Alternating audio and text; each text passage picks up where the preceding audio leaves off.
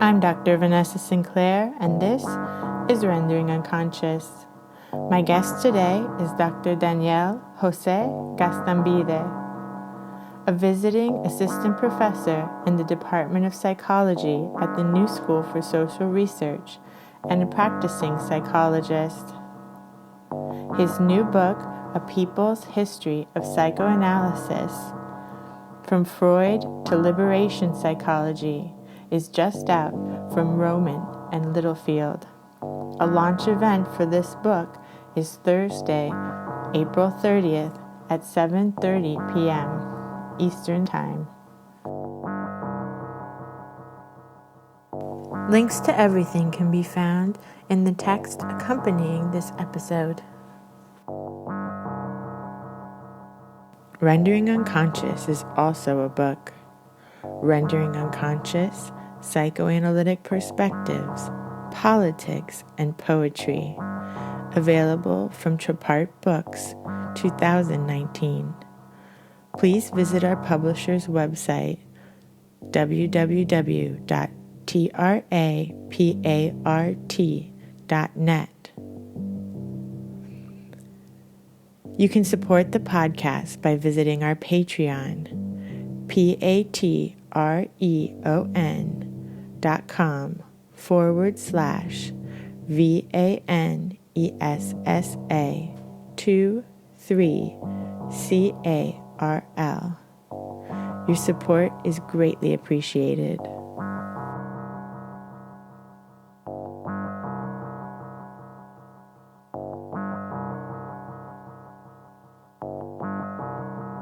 Wow, where do I want to start?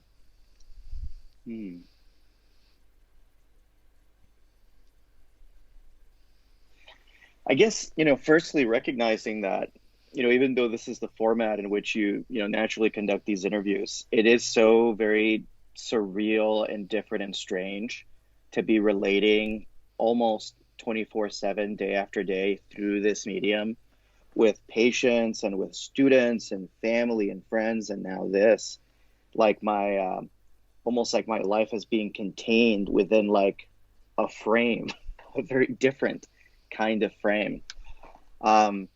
Even though before this COVID crisis, maybe 25% of my caseload was telehealth, it definitely feels different to have everything, like every beat of life be communicated through this medium, and always wrestling with what gets lost as well as what, weirdly enough, can still feel the same. Like for many people, I feel like the work continues to be like just as meaningful and almost unabated by the change in format. And then for others, it feels like a real disruption. Like sometimes it's actually a helpful disruption because it's shaken people out of habitual ways of being. But underlying all of it, of course, is a huge sense of disruption that doesn't feel so generative. And that's really, at times, crazy making. I've been having a lot of talk with students in particular about the fact that they would have started their doctoral career. So I guess to give a little context, I'm an assistant professor at the New School for Social Research, and I'm involved there with both the psychoanalytic psychotherapy training as well as the multicultural and social justice training. So for a lot of those students, the way that they're ending their year is so different than what they imagine their doctoral career would have been like. They're doing therapy in a way that they likely never imagined. So trying to hold myself as well as also try to hold all these, other people that I'm taking care of in some way, patients, students, family, whatever, gets pretty wild. Like at different points, I have to just pull away from my desk, my home office, and just walk around at home or do something else to refuel and reground myself. Otherwise, we might as well go the way of the Matrix and just plug ourselves into some online system and upload our souls in some way. We're not quite there yet, but there's something so interesting about all this from a science fiction perspective about how our relationships change and our ways of being in the world and even our own psyches. So it's very, it's very interesting to like contextualize all of this against that backdrop. And then to also think of some of the themes of the book, which have only gotten, I feel, like further heightened in the state that we're in. Like, some people feel like, oh, well, COVID has become the great equalizer. We're all in this together. We're all suffering through this thing the same. And there's, a little speck of truth to that. But in reality, we had like wild, rampant, out of control capitalism before this crisis, insane racial and wealth inequality before this crisis. And all of that has just deepened in ways that make all of this all the more visible for more people to see. Many masks, or if you prefer from a Jungian sense, many personas are just falling off and revealing the nature of this world that we live in, haves and have-nots, privilege and power, and the way that all of that winds up wiring our minds and our relationships. So starting in a very heavy place here, but the air, I feel, is pregnant with these issues. And part of the work of the book and part of the work of my scholarship is to try to bring greater psychoanalytic depth to how to think about these issues, of course, in the consulting room, of course, with our patients, but also taking this work off the couch and into the streets, which has become, I don't know how it is in Europe, but at least here in the States, that's become kind of a slogan for many of us doing progressive social justice work from a psychoanalytic perspective, that we want to honor the work that's come before us as clinicians, as clinical theorists. But I think especially if we value clinical work, we have to think outside of the consulting room. So, for example, one of the things that I talk about in the book that other folks like Elizabeth Danto and Lou Aaron and Karen Starr have touched on was that, there was a point in time when Freud and the early analysts advocated for universal healthcare that had parity with mental health. And they cared very much about the world outside of the psychotherapy room as much as within it. And so similarly, I've often thought that many of us, especially those of us who are in the United States, which does not have a national healthcare system, that we can't just complain about the forces that lead to shorter term therapy or how reimbursement through insurance is bad and whatever. We have to actually do something about it and join with other communities and voices to think through, well, what kind of economic, social, and political system could sustain psychoanalysis and sustain psychoanalysis for everybody. Patricia Garovici, a great psychoanalytic thinker here in the States and psychoanalytic clinician, talks about how, the poor aren't able, we can't treat the poor and the marginalized like they're unable to afford and unconscious. Everybody's got one. So we need to start thinking about how to maybe have, psychoanalysis for all, or a psyche for all, not just the rich and the well-to-do. I also have some hopes related to that, that psychoanalytic thinking, psychoanalytic practice, and training may get shaken up by this whole situation. If before people were like, no, if you do telehealth, you're going to lose something about the psychoanalytic process. Well, guess what? You don't have a choice anymore. Either you switch to telehealth or you lose your practice. So as much, again, as I think there's a lot of chaos and disruption and trauma, I'm hopeful that this could open new gates for psychoanalysis to reinvent itself and restore, recapture the flexibility and the spirit of experimentation that actually existed during the times of Freud and that first generation, where psychoanalysis wasn't just the one technique, the one thing, but something that was always ongoing and evolving. I love that. That's perfect. And let's make sure to mention the name of your new book. It's A People's History of Psychoanalysis from Freud to Liberation Psychology. Yes. That's nice. You already have it in your hands. And you're Yeah. having a launch event this Thursday, April 30th, via Yes. the New School Zoom at like 7:30 p.m. Eastern Time. Yes. Yeah. Yeah. And I can share the link and note with that with you later, even post it in your copy. But yeah, it's a very exciting event. So before this whole COVID situation that we're all in, the vision for the event was to have folks in my community who are artists, activists, come together with psychoanalytic theorists and clinicians, and to have kind of a different sort of book launch that combine voices of the community alongside, of course, thinkers and scholars and all that, but to bring that together within a community discussion. Before COVID, it was very much going to be centered on the themes of racial and economic inequality in the book. Now it's still going to be about that, but contextualized into how this moment brings all these issues into sharp relief.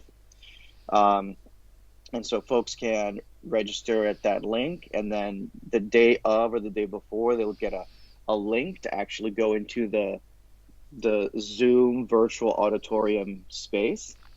And it's very interesting. Like, I was initially thinking of canceling it because of this whole situation, but then I was convinced by my peers, like, no, let's just go ahead and do it in this format, which actually makes it so that not just people in New York City could attend, but folks from around the country, and I'm finding out also internationally, are signing up to be part of the event and be part of the conversation.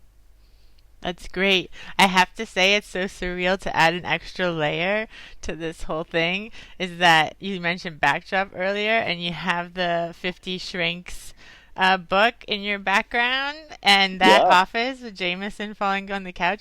Jameson and I used to share that office, so it's like we're Oh, in this like word. virtual sphere, but like my office is behind you. Wow, just to show them, for the folks who can't see it at home, hold on. This is too rich. So This is too rich. it's Look at like that. meta Matrix. What's happening? I know. I know, isn't it grand? When I was setting up my office for telehealth, I thought, what items could I have in the background that really captured, who I am as a person, as a therapist. And this definitely felt like one of them, like that sense of what I'd call psychoanalytic quirk and character. I love it. That, I of love that course, office so much. yeah. Oh, wow. I'm glad we could take you back. Glad we take you back to happier times. Mm, it was funny. Yeah, and as far as telehealth, so I was in New York till 2017, and I moved to Sweden then. And so my practice kind of moved online remotely just through my own Mm, move. It wasn't something I yeah. planned to do, and it was something I was like really hesitant about, and like had all the usual qualms of how's this going to work and what's going to get lost. Yeah. But, for some analysands, it didn't work out. I tried to refer Hmm. everybody to someone in local, and some people Hmm. just refused. And some people did end up going with the referral I recommended in New York, and then some people ended up staying. Like you said, for some people it was kind of seamless and it was fine, and for others it was like too much of a disruption. Yeah. So, yeah, so I think, like you're saying as well, it's good to be having an extra tool. I can reach more people. I can offer like a greater sliding scale because I'm not paying for my own office space right now and Hmm. things like Hmm. that. So there's like potential benefits to it. And then, of course, for people who would rather just have the traditional office, they can have that. You don't have Totally. to switch to telehealth normally all the time unless this really is the forever future. Hopefully not. Hopefully not. I mean, but even if we go back to some new normal, or we can go back outside and go back to offices and whatever, um, like I may still keep a lot of aspects of this. Like before the crisis, I did a lot of work with folks, particularly folks of color who lived in communities where, either there wasn't access to mental health services, or there weren't really any like therapists of color in their community. And being able to do that work remotely, even before all this, was very meaningful because I could be like, I live in New York City, I'm Puerto Rican, I'm surrounded by all these people and resources. But then there are folks who live in much more rural communities where, they may not be able to connect with somebody that they feel can really get them. So the thought of like, oh, okay, we can go back to normal, but would I go back to 25% or would I keep it maybe 50% telehealth and 50% in the room? I found it clinically working all too well to not really consider like, oh, I could actually do more work remotely than in the office. Hmm. Yeah, absolutely. Yeah, like last summer I was looking for an office here because I was finally like settled with my residency and everything. And then I Hmm. found like the perfect office and near my house and everything I wanted. And then I realized maybe I don't really want to have an office right now because then, it's a huge Yeah, responsibility. I have to pay for the office. And I had started writing more and reading more yeah. because I was home more and I wasn't at work 10 hours a day. So I've Hmm. just kept Hmm. like a more like life clinical work balance instead of just like having a Yeah, clinical work, 40 hours a week. totally. That was one of the first things I noticed where when I was in my office, I might end my day at 7:38, commute back home, get home like 8:30 to 9. Now it's like I finish my day typically around 6, and then I can just roll over, Exactly. Go into the literally next roll room. over. Exactly. My couch is there. I can watch TV.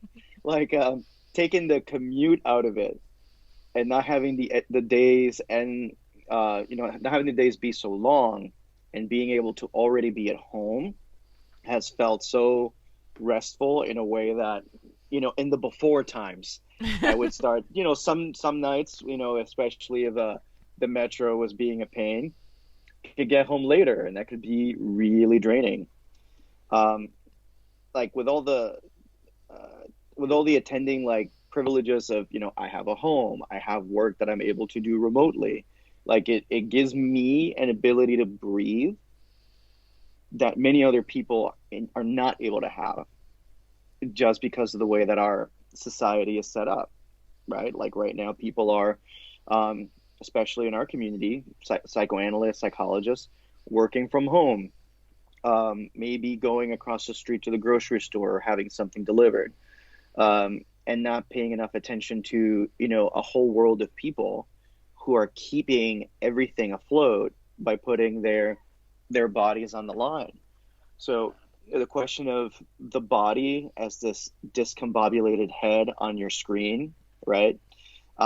A body that suddenly becomes virtual and amorphous versus bodies that are even further objectified, especially with their labor and literally putting themselves at risk so that others can receive treatment or get resources, etc., really begs a real reckoning, not just with the obvious political questions of how should our society be organized, but even with our psychoanalytic models of how we even think about the body now. Like the game has to be fundamentally changed.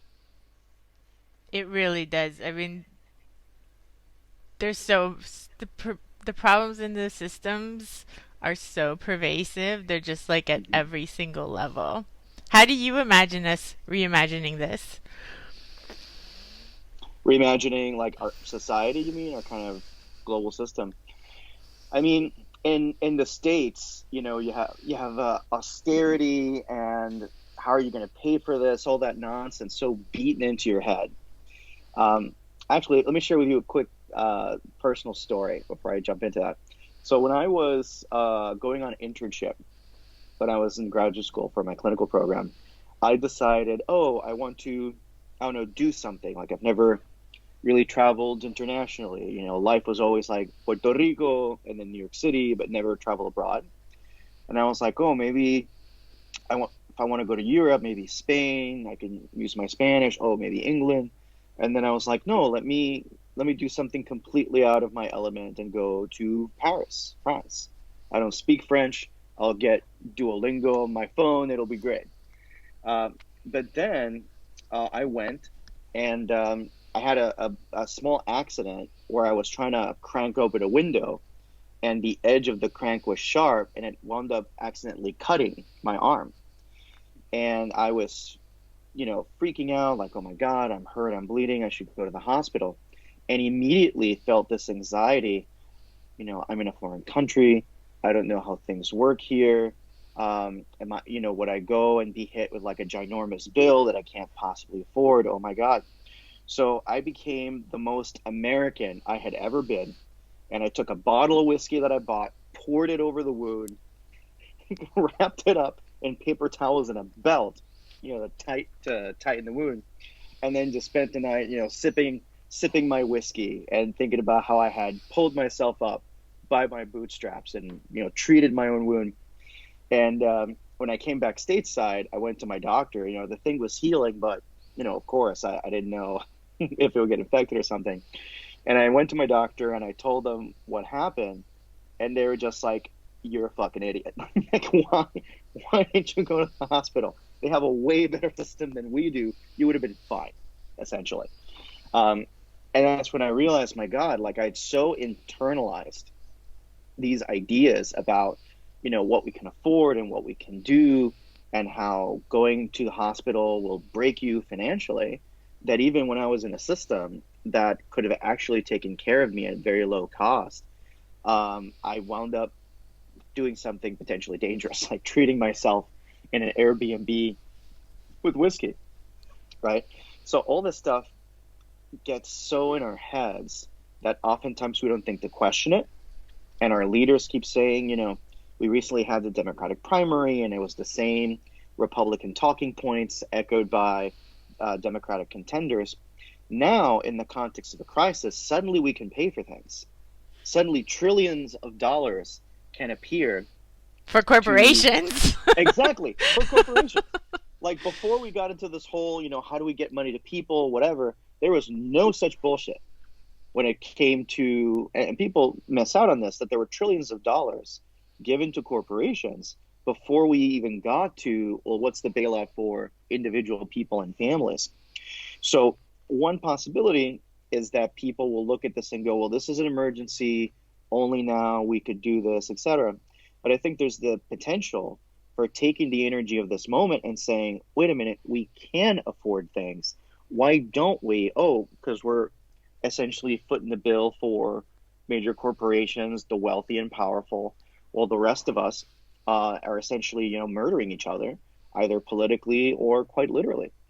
So being able to reimagine our society, at least here in America, as one that can be more compassionate, at one that can have more universal systems, and within those universal systems have mechanisms for protecting those who are most vulnerable and most likely typically to get screwed with these kind of arrangements, people of color, immigrants, LGBTQ individuals, the extremely poor in deep poverty. There's a lot of possibility, and we have to make sure that our own fear and how that fear is manipulated into identification with our oppressors doesn't keep us from seizing this moment. So more brutally, what kind of things do I envision? Universal healthcare, complete restructuring of not just the welfare system, but also our criminal justice system, reimagining how we essentially handle immigration within the United States so that it can be more humane, especially with refugees and folks fleeing their countries for both economic and political reasons. And ultimately getting to this place where if we, if we shift from trickle down economics to trickle up compassion, that when everybody's taken care of, economies actually do very well and they become more resilient, right? Because people have money to spend and they're able to take care of themselves and their families. When folks don't have to wonder, oh, can I afford going to school? Or being afraid of, I'll go to school, but then I'll be weighed down by all this debt. It's a major problem in psychoanalytic training. Oh, why can't we recruit more people of color, more LGBT people, etc.? Well, there's a clear issue of cost there, because depending on the institute, it can be quite costly, a number of years and so forth. But this even starts earlier.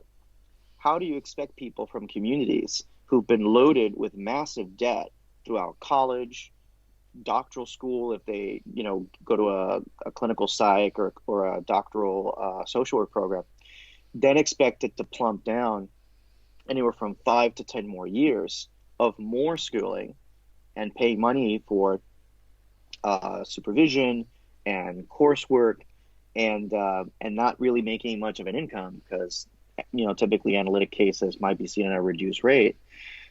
It's a lot of different interlocking systemic problems that if we address some of the material and structural forces that underlie these problems, maybe it'd be a little easier.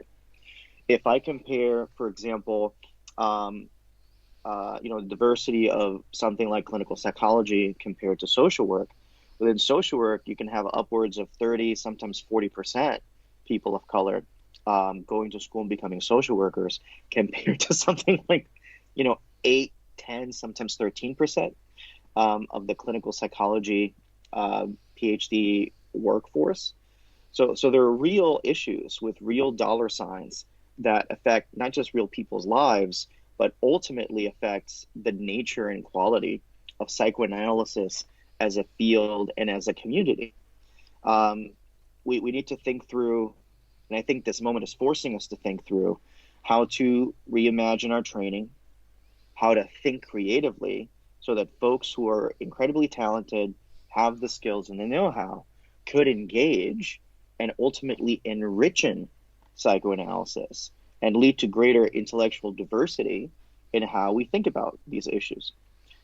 Oftentimes, folks pit intellectual diversity and cultural diversity against each other, when what we find time and again is that when you have one, you can often in turn have the other. So nobody has to play favorites or do oppression Olympics or any of that nonsense. You can have a system that makes it easier for people to engage, and by engaging, bring in their own wisdom and histories from their own communities.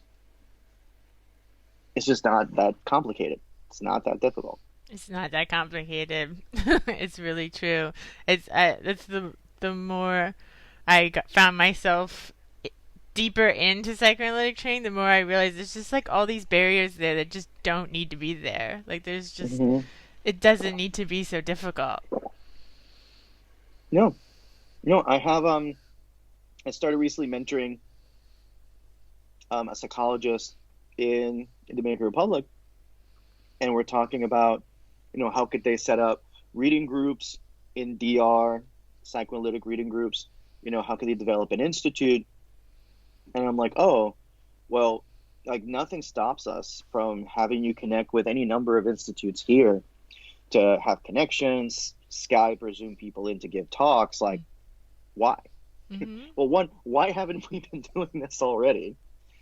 Two, how can we seize this moment so that we can actually, provide people in other contexts, other communities, other countries with the resources, especially the intellectual resources, to set up their own training institutes. Does it have to be the same way? I mean, let me be clear. I do think there's a wisdom to some of the ways that training has been constructed. But we should look at the areas where, it doesn't necessarily need to be this way.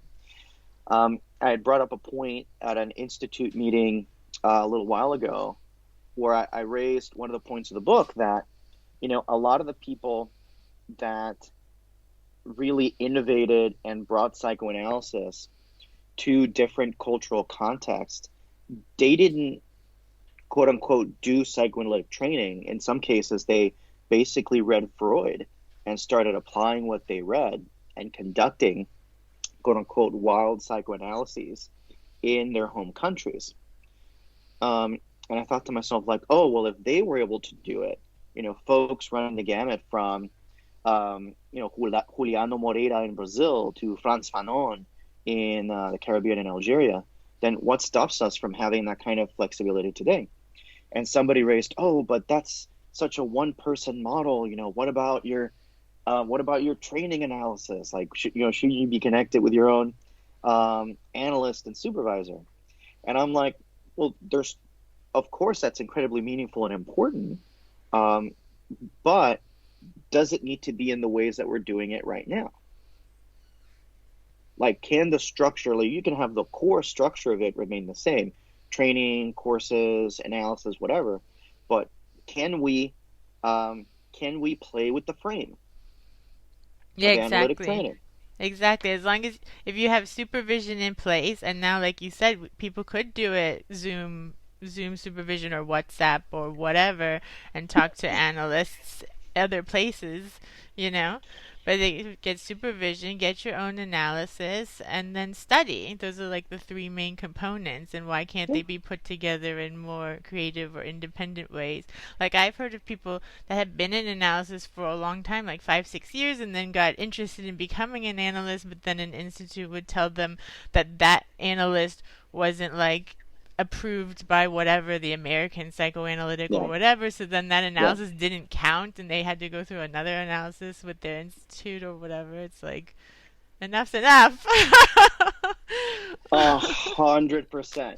I mean, I would say right now, just speaking for my community, that if psychoanalytic training went on WhatsApp, it's over. It's done. Like so many people would engage. Uh, just thinking of like, so many family, group chats on WhatsApp and whatever. But yeah, it can stand to be more flexible. Like I know that I'm in the situation where I've been working with a psychoanalytic therapist for years. We have a great relationship, but we've both been exploring, at some point, since I'm in training at NYU postdoc, I'll have to go be in analysis with a psychoanalyst. Um, and it does bring that same question again.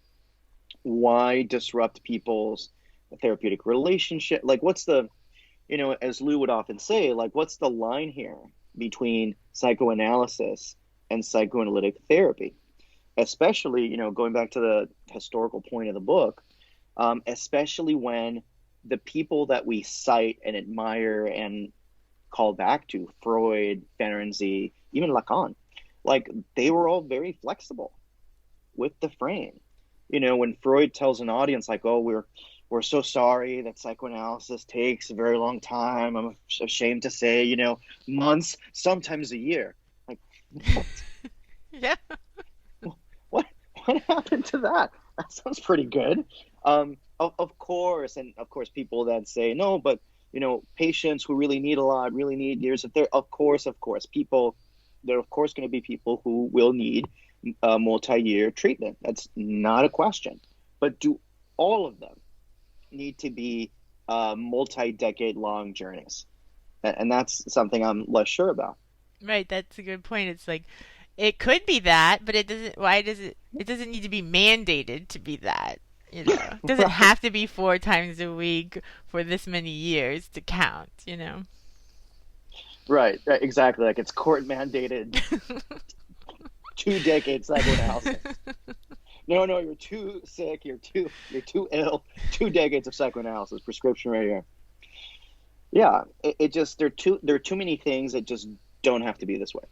Um, Same thing with and here I'll probably I may be controversial, but Freud supervised Ferenczi in doing things, and Ferenczi did a number of things that we would today recognize as forms of cognitive behavioral therapy, right? At a certain point, Freud and Ferenczi and other folks like Ernst Simmel realized, and I'll give this as a sort of fantastic clinical example. They realized like, we've been talking about your anxiety and crossing that street that you need to cross in order to get to work. And we've talked about how crossing that street would be like crossing the body of your mother, which would be a transgression, and your superego would become very harsh. We talked about that.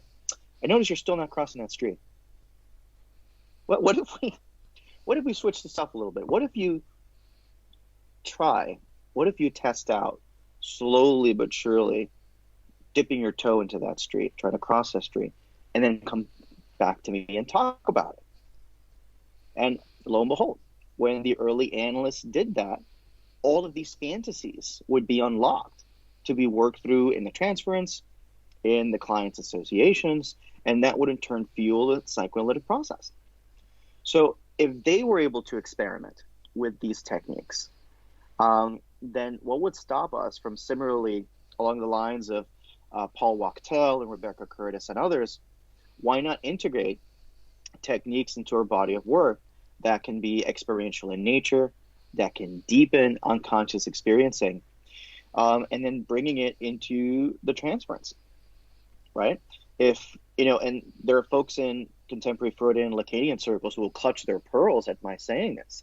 But if Lacan can experiment with variable length sessions, like just where's the line? Who has the right to determine what the line of technique and experimentation is for psychoanalysis? Mm-hmm. Yeah, absolutely. And I think as long as you bring it into the treatment and everything's analyzed or whatever brought into the treatment, then what's the problem? Yeah. Like now, of course, we have the internet, which none of these analysts had before. And people have said, like, oh, you can't be on the internet. People can search you. You can't have a Facebook. But it would be like, you'd have to really go out of your way to not be on the internet at this point. And also, like, Oh yeah. I'm people saying that my supervisors at my institute said that. I should be clear. You can't have a Facebook presence or any of these things. People can search you. You have to have like nothing and no pictures or anything. But then, like, what if you have a book come out? What if you're a poet or you make art and you're on the internet for other reasons? Like, what's the Oh my problem? God. You may have a Whew. personality, and if anything, if they look, then like analyze it. What do they think about it? Why were they You should looking? you should not have a personality. You didn't have enough analysis. You got to analyze the personality out of you. I mean, look, that's another interesting area to think about. I mean, when I was in graduate school, there was a point where I was, I mean, I'm still like deeply involved in artistic communities here in New York City, but there was a point where I was really keeping my life as an artist and my life as a psychologist, budding psychologist, in totally different realms. Mostly, out of fears and anxieties of what if I bump into a patient? What if they bump into me? What will that do to the treatment? And it got so like I got so kind of like hypochondriacal about it that I literally started wearing a kind of garb to hide and literally mask my identity when I would go out and perform. Now, lo and behold, if you go out to public spaces, dressed like a masked vigilante, the last thing that's going to happen is hide and not draw attention. Of course, it did the opposite. It wound up drawing attention. People started, wondering, like, who is that mysterious masked poet who comes in, reads, and disappears into the night? And that led to this communal, myth that I was basically a Puerto Rican superhero who would come in and do his thing and then disappear. And after a while, personally and between feedback from my friends who were just like, what the fuck are you doing? Like, why can't you just be?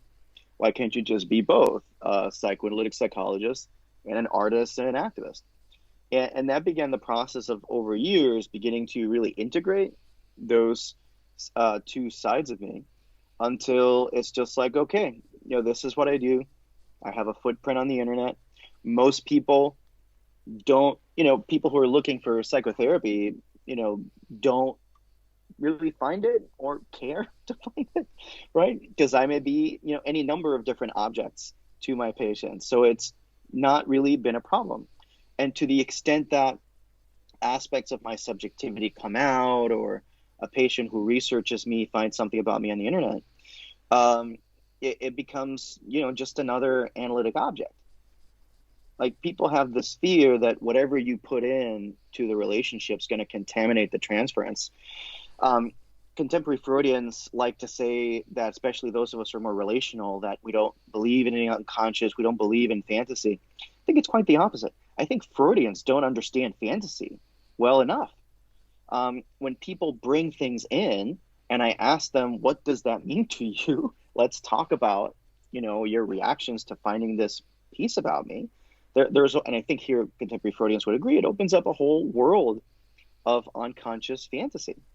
All that to say that the unconscious isn't like a switch. You can just flip it on and off with an intervention. The unconscious is always on, and it is always structuring and restructuring who we are as people.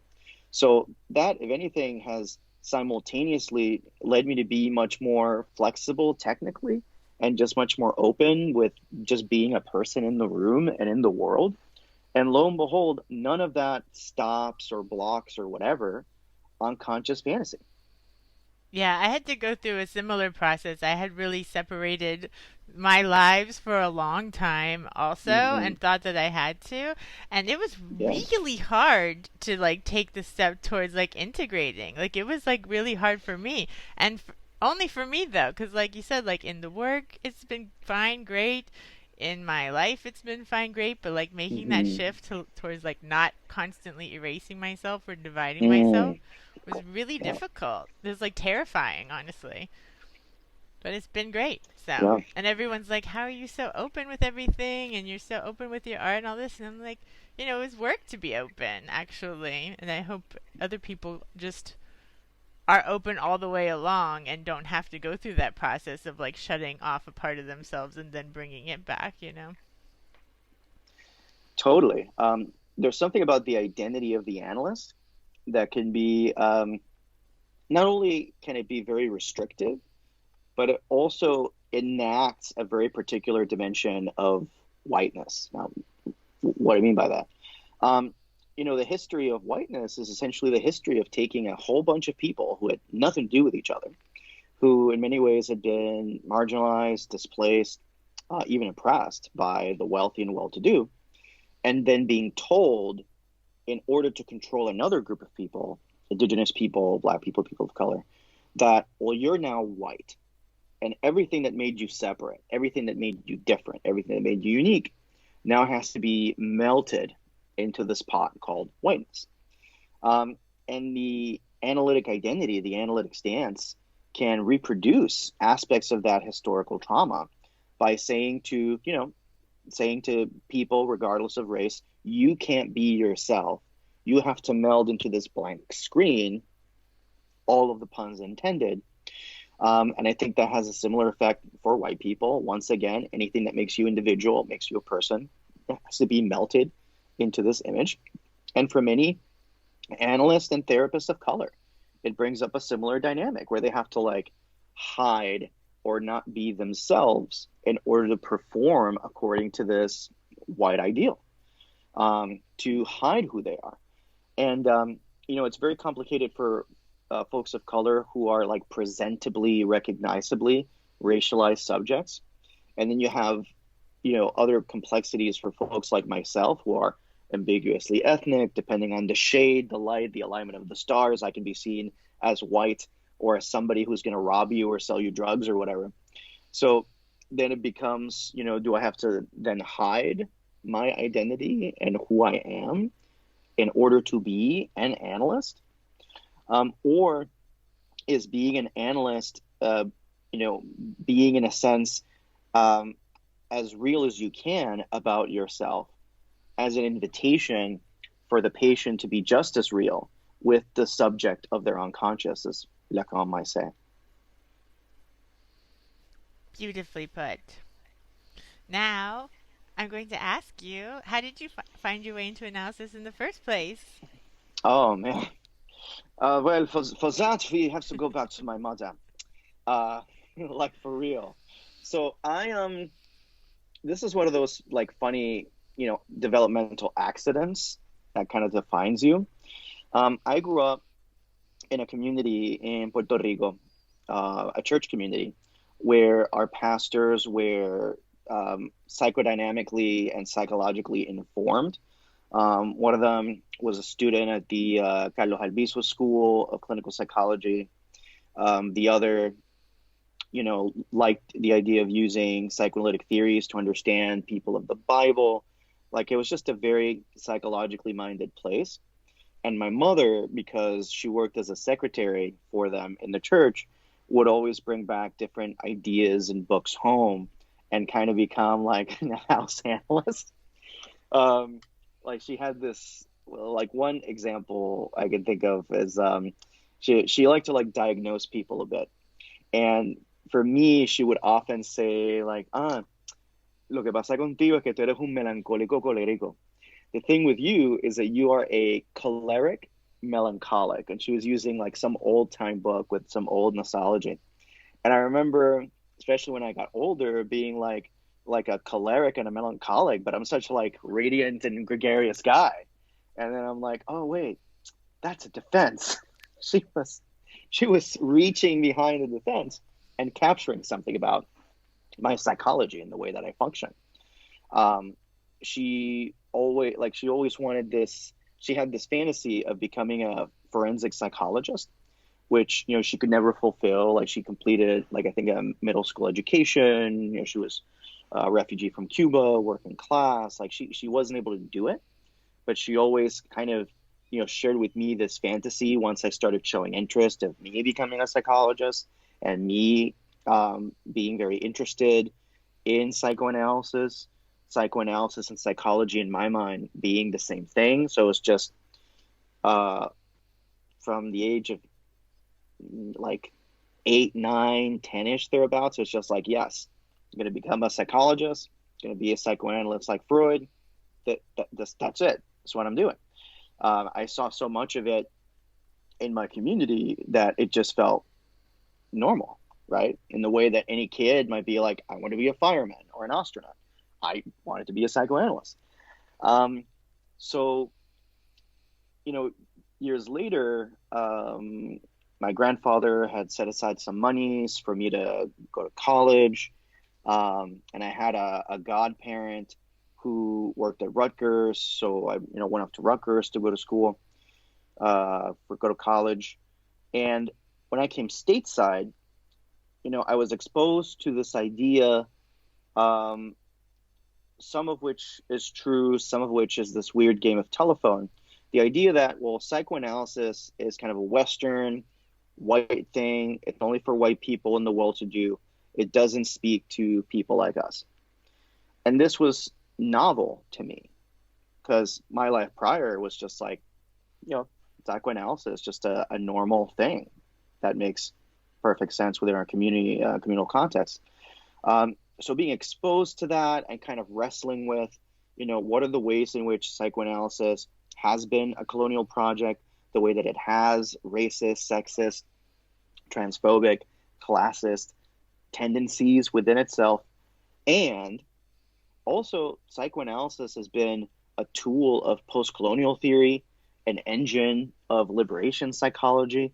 Freud himself, I come to find out through personal study and research, like, oh, Freud actually did talk about culture a lot.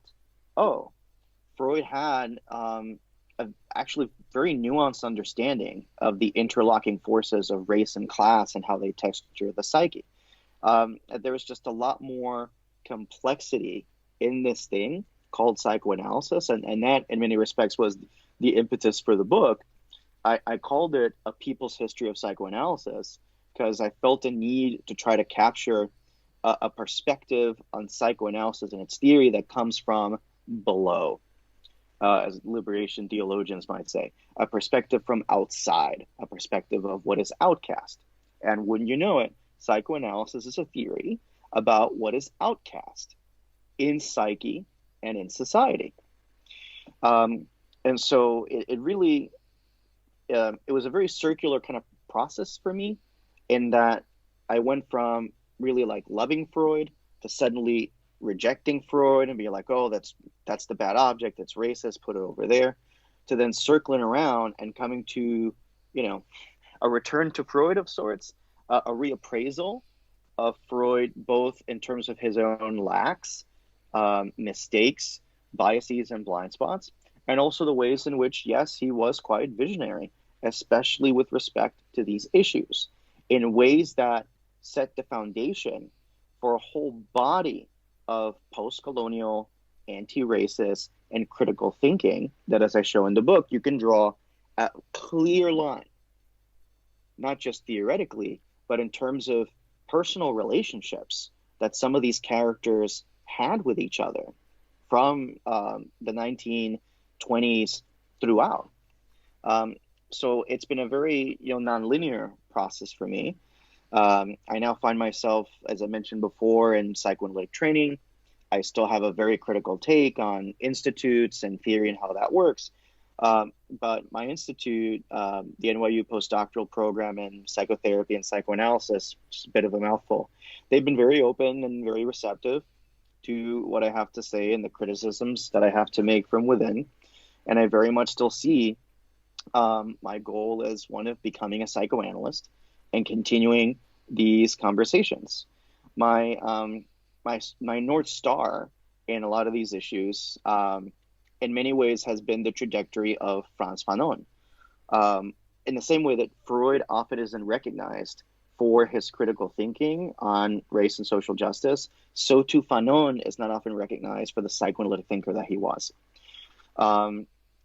There's a story where near the end of his life, he died very young at the age of 36 from leukemia. He would tell his interns and secretaries that after the Algerian War is over, he would like to go into analysis and engage in psychoanalytic training. Before he died, he was able to connect his secretary to a psychoanalyst. And his secretary, very hesitant, goes and meets this analyst, who is a white psychoanalyst. And in the first session, she breaks down and cries. And the analyst asks, why are you crying? And she says, I thought you would be black. So I bring that story up because we have to really kind of envision our image for who is a psychoanalyst, who can be a psychoanalyst. And I see, my own project in line with that, but also in opening the door for others who are coming behind me to be able to enter into analysis, to be able to engage in psychoanalysis without breaking the bank or being an undue burden, and in turn make unique and radiant contributions to our field. I guess I wanted to just briefly recap some of the main takeaways and ideas from the book, if I may. Yeah, of course. Yeah, okay. So I'll start it off with, one major project of the book was to kind of develop a history of psychoanalysis that took into account the various post-colonial, anti-racist, anti-capitalist, and people of color voices that have actually textured psychoanalytic history.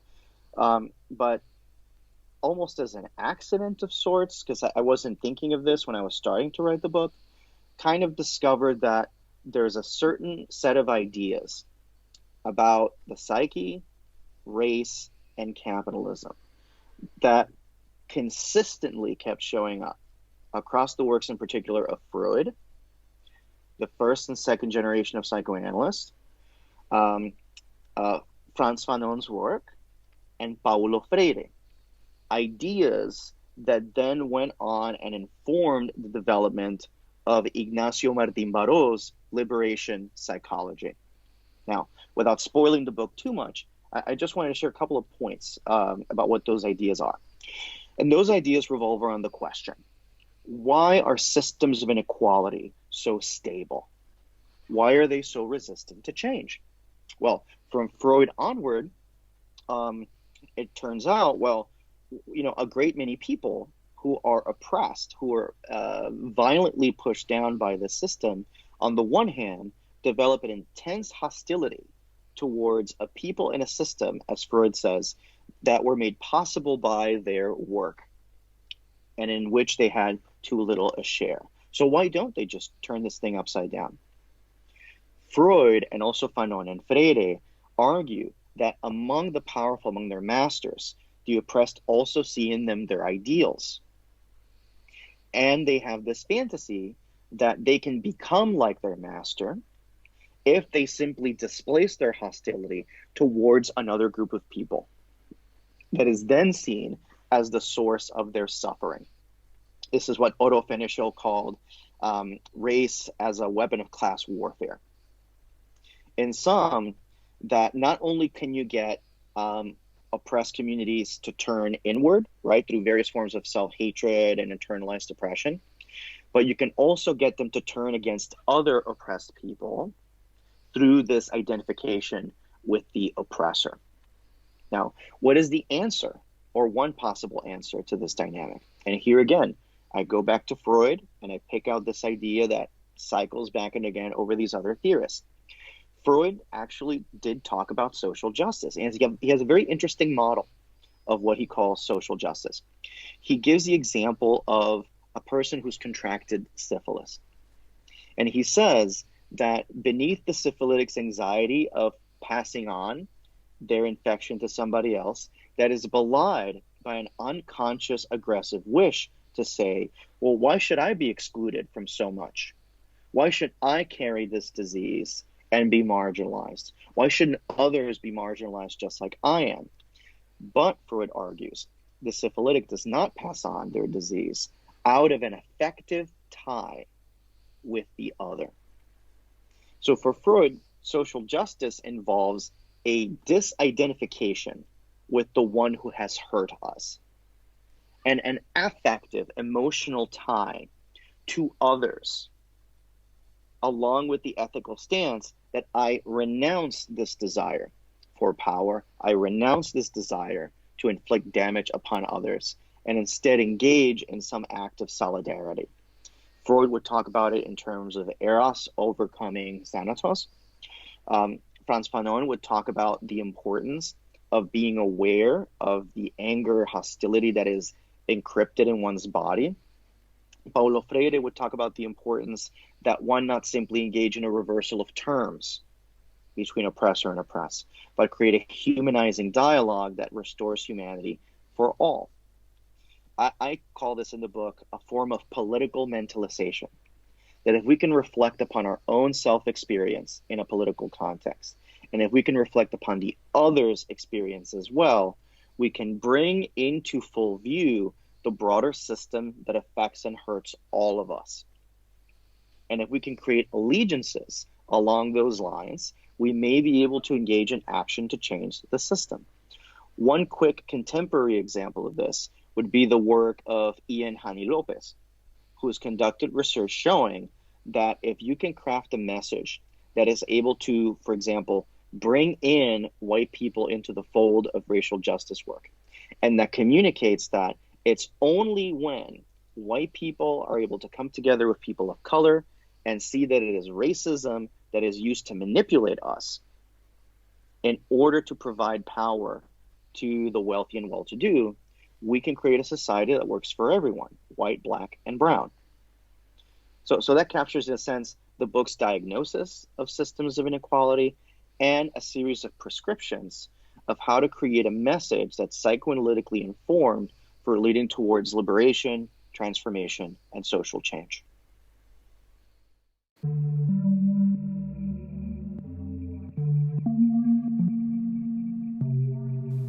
Thank you for listening to Rendering Unconscious. You've just heard a discussion with Dr. Daniel José Gaztambide. For more, please visit his website, drgpsychotherapy.com. Links to everything can be found in the text accompanying this episode. Rendering Unconscious is also a book. Rendering Unconscious, Psychoanalytic Perspectives, Politics, and Poetry. Available from Trapart Books, 2019. Now also available on iBook and Kindle. For more, please visit our publisher's website, trapart.net. That's TRAPART.net.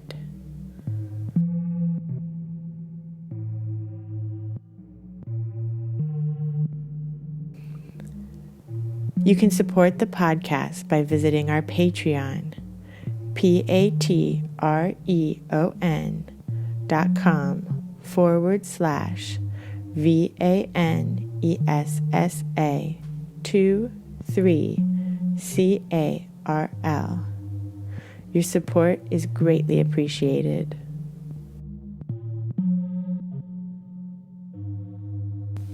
For more information, you can visit my website, drvanessasinclair.net, or the podcast website, renderingunconscious.org.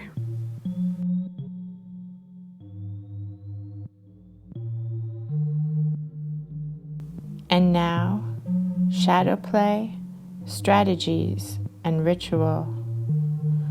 From The Chapel is Empty, by myself, an acoustic timbre frequency, now available digitally on Bandcamp or on CD in deluxe and standard editions through chapart.net.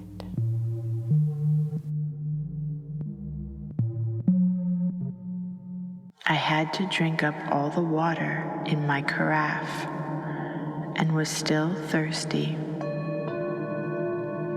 Towards morning, I slept and was wakened by the continuous knocking at my door.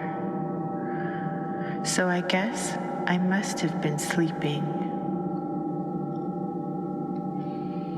Need context, and that context is the 3 shadow arts: shadow play, strategies, and ritual.